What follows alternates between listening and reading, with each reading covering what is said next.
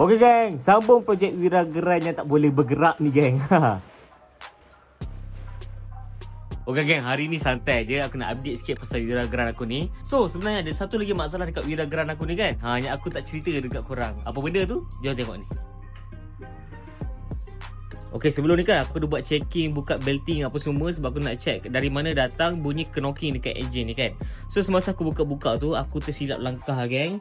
Masa aku keep out power steering ni, aku taruh dekat sini geng. So bila aku tarik tu, benda ni dia macam dah bocor geng.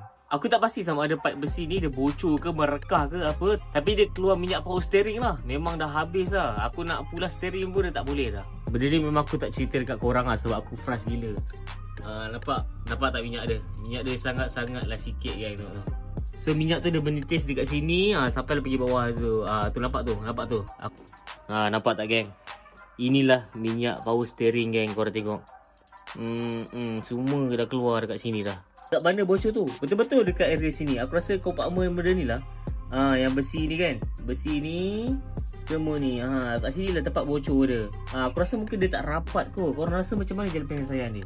Korang yang ada pengalaman boleh komen dekat bawah geng. Ini kesilapan aku lah. Aku malah fikir lah masa tu. Aduh, dengan bunyi enjin knockingnya.